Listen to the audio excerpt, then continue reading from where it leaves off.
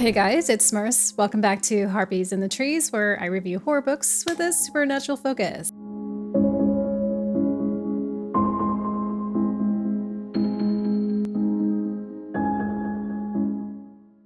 In today's video, I'm going to read 4 mysteries in my library that it's not that I don't want to read them necessarily. I do like mysteries. I'm just always going to pick a supernatural book if I have it available, and I always do. So these books definitely get neglected. So I'm going to read 20 pages of these mysteries and see, if they're grabbing me, if they feel interesting, do I want to keep reading them? That kind of thing. But before we do that, I want to share a few things with you. First, it was my birthday yesterday, and I had a really great time. So to celebrate, I went to my very first European palace. Never been to one before. It's the Charlottenburg Palace, or Schloss Charlottenburg, and it was amazing. I mean, I think a lot of these structures I'd only seen in films and in books. It was just wild to be there. We weren't allowed to film, which was very sad. So I only got this one video I took before it was like, no filming. So I only got this one shot of a bedroom, just with all of the intricacy of the way that this place is built and decorated. It felt otherworldly, and I was hoping that every time I would look in a mirror, I would see like a ghost or something, but didn't see anything, just myself. And this was my souvenir that I picked up. It's very sweet. I think it goes really well with, what I'm trying to do with my library here. Maybe I will grime it up a little bit, we'll see. But I just thought this would be a really nice addition to my library decor. I also got this fan because it was so hot, so excruciatingly hot. And no, there is no AC anywhere. The next thing I wanted to share with you guys are the items that I made for my patrons on Patreon, and I've already shared them with them, of course, and I was really, really happy. They seem to like them a lot, so I wanted to share them with you. So the first thing is a bookmark. On one side, it says, "Here awaits the place you seek." It's a little coffin, it has an eye, and these words in the back, they say spooky, but they're kind of obscured. And on the other side is kind of just like the full spectrum of the color scheme that I created. And it has the logo, and it says spooky down the center. So it has a bit of a 60s vibe to it. I really like it. This "here awaits the place you seek." This is a line that I borrowed from ravensblight.com. They have like some bookmarks, and they were using this line, and I was like, I just so love that because it's so true. It's like you put it in there and you're like, this is exactly what I'm looking for, and it just has a really cool vibe. So that's why I got that. The next thing is a postcard. Now this postcard is the library at Morndale Manor, which is the lore that I'm creating for this channel. This is a haunted library, of course, and there is a phantom in here. And there is a little bit of information about this phantom on the back. And I have a really cool logo here for Morndale Manor. And I really wanted the back to look like this had been sitting in like a drawer in the library for years or something. It's stained and it's dirty. The next thing is probably my favorite thing, because when I was a kid, I used to save like my quarters, and I would go to like a market or something where they had hologram stickers, and they came in those like white cards, and you'd put your money in, and then you'd twist it, and it would push out this little white cardboard sleeve, and then you would open it up and your sticker would be in there. So I was like, I always loved those stickers as a kid, and so I decided I wanted to make my own hologram sticker, and this is what I came up with. It says creepy cozy. It is a mug that has steam coming out of it. It's sitting on top of 2 books. It has some ghosts flanking the sides, a moon, and then also a ghost reading a book in the middle. So I was really excited about how they came out as my very first hologram sticker, and I'm really, really proud of it. But these were the things that I made and I designed with them in mind, and I'm just really happy that the response has been good. So I think I said there was 3 things, but I think it was just 2. No worries, we can just go ahead and jump into the video. Before we get started, be sure to like and comment down below. Let me know have you ever been to a European palace? And if you have, which one was it? And of course, what do you think about these books? And if you haven't subscribed but would like to, it was my birthday yesterday. So.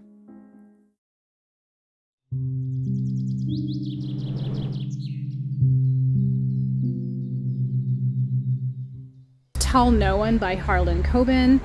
Very, very popular author. You've probably seen a lot of their shows on Netflix. This is about a brother and sister, a sister who ends up being murdered, and her killer goes to prison, ends up on death row, but then her image ends up on some type of social media site. So is she still around or not? Okay, so I started with Tell No One by Harlan Coben because this was the one that I was like, I don't really think it's gonna do much for me. But first, let me tell you about the first 20 pages of this book and what happened. So we get to meet Elizabeth and David, and they are little kids, and they end up growing up together, becoming best friends, and then eventually getting into high school and dating. And then when they become full adults, they do get married, and they seem to have a pretty happy life together. Everyone loves them because they are the perfect couple. They're good looking, they're smart, they have all of the opportunities. But when David and Elizabeth decide to go and spend some time at a cabin that they've always spent time at every year almost since they've known each other, their initials are even inscribed on one of the trees. They head over there, they arrive at night, they go swimming in the lake, and Elizabeth wanders off, goes back into the cabin. There's a commotion. David tries to see what's happening. He gets out, and then somebody comes behind him and hits him and beats him up really badly and leaves him pretty injured. Fast forward 8 years later, and David's working as a doctor, and this is when he gets an email with someone using kind of special words that only him and his wife would use together. So now, what does this mean? This one was a bit boring to me, so I just kind of didn't care about the characters. I didn't care about him. I didn't care about their perfect, amazing relationship. I mean, with a mystery, it's like, I feel like it really has to pull you in to be like, care about these people because something horrible is going to be happening. The writing is kind of like, but here we were, 25-year-olds, married 7 months now, back at the spot when at the age of 12, we'd shared our first real kiss. Nauseating, I know. That type of style of writing is not really like my favorite. I don't know. It's kind of, I don't want to say it's dated. It doesn't work for me. So I definitely won't be finishing this one. Maybe I can donate it instead. I think that might be a better choice. Peter May's I'll Keep You Safe. This is about a businessman who has an affair and ends up missing. And his wife is trying to figure out, what happened and how did this all come to be? So I did start off with the one that I think I was gonna like the least. And this is the next one that I didn't think I was gonna like. So what do you do when you're a married couple and you think that your husband is cheating on you? Because somebody has sent you an email. So many emails in this.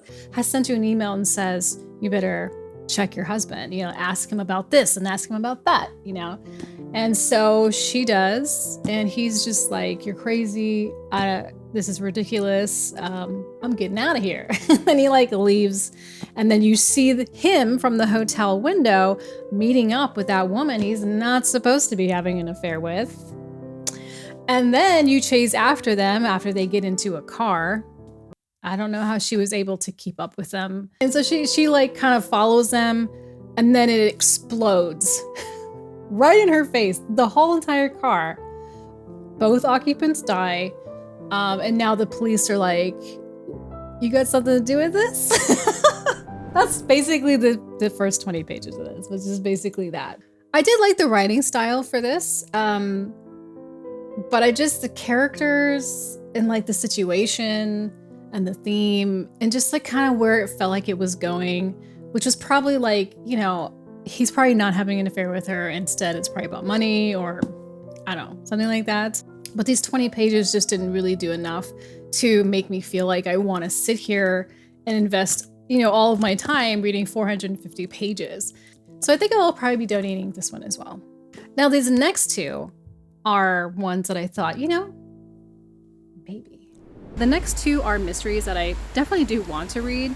This is Sweetheart by Peter James. This is about a woman who sees like a mill house and she has some type of like deja vu with it. Like there's something there very familiar to her, and all of these memories start coming up as she goes into hypnosis, and there's some dark secrets that are going to come out. So what do you do when your marriage is a little bit in a weird situation because you want to have a baby, but you are really struggling with having this baby, and it's causing a lot of tension between the two participants? So in response to this, the both of you decided it'd be a really good idea to get away from the city and live in the country and lead more of a less stressed life out there and try to have a kid there.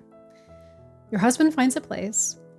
It is really a mess, but when you look at the pictures, you get this really funny feeling in your chest. And you're like, I know that place. So this couple, they look at the place. The woman, whose name is Charlie, and her husband is Tom, they start kind of coming to the conclusion together that this place could be really cool. It's big, it's beautiful. Sure, it's derelict, but they could fix it up. The woman who originally lived in this house, who also died in this house, she was actually a very famous 1940s, 1950s fashion designer. There's something about the place that has a really, I don't know, like a creepy significance to her last days there. So this one was so good. Oh my God. Like, okay, so the first scene right out the gate is like this woman, this older woman who's walking her dog. She sees the house. Her dog gets real excited, takes off, runs to the house, will not come back. The woman is like, oh God, okay, fine. So she goes over there and she sees that the door is open. She also can tell there is a horrible smell coming from inside of this house. She walks into the house. We get a few descriptions of some cool stuff hanging about. Most importantly, there is a wall of pictures, like black and white, 1940s, 1950s pictures. And there are of a woman, but her face, just her face, is burned off of the photograph in all of them. So intriguing. And then she goes into the bedroom and she finds it. She finds a dead body. So right out of the gate, it's like so good. It's just so creepy and interesting. And it was just, oh, that's what I need. When I was in college, I had this English professor who was like, blood and jello. You need to do something that's going to capture this person, like the reader's attention and imagination. And by blood and jello, it was because you read this story. It was a story about this woman who came back home to check on her dad, and her dad had unalived himself, and he was on the kitchen floor. Blood was everywhere. But if you've ever dealt with blood in any way, you know that it congeals. So when she was cleaning the kitchen floor, it was coming off in these like jello-like slices, I guess. So that was like her whole blood and jello thing. This is blood and jello. Completely. It was so good. I actually like was reading it to page 20, and then I went on to page 22 without even realizing it. And that's a good read, guys. And the last one is Kathy Rice, Bones to Ashes. This is really cool. I literally found this on the streets of Berlin in a box of English books. And I picked this up because the author is actually a forensic anthropologist. So I thought, you know, maybe that'll add a really cool element to this. And this is basically I think it's a pretty tight police procedural with a lot of forensics in it and solving the crime with forensics. So in the first 20 pages of this, we kind of go back, in the main character, whose name is Dr. Temperance Brennan. We go back into her memories into the 1960s and how she met her best friend. And it's really sweet and it's very interesting. Like, I love the way she's telling this story. It just feels like a real memory. And it really brings you into this location that she's at. You know, her life is very complicated.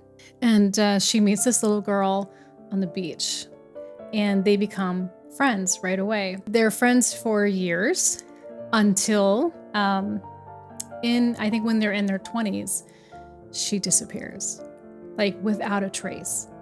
And Temperance Like every year they go back to this summer location because it was kind of like a thing. Like they always went to this one summer location. Temperance would go and check in with the family members of her friend, and they would just be like, go away, go away, go away. So this has been something that has been sitting with her for a really long time. And I'm assuming, you know, why being a forensic anthropologist is like so important to her, because she's dealing with a lot of missing women and girls who are murdered, and then she has to find their story, you know. So I think she's always looking for her friend. So that's just the first 20 pages. Didn't get into anything else.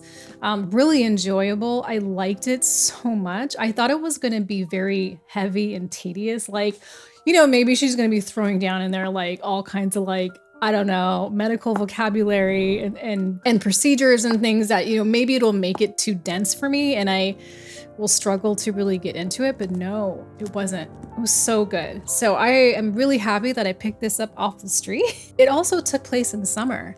And in July, while I was reading it, I was like, I don't know how it gets, you know, when it starts getting into the nitty-gritty, but it starts off beautiful. So those were my 4 mystery reads. 50% loved it, 50% not for me, but maybe you might like those books. Who knows? Give them a chance. Thank you so much for hanging out with me today. I hope that you liked this video. Other than that, please take care of yourselves, look out for each other, and I will talk to you next time.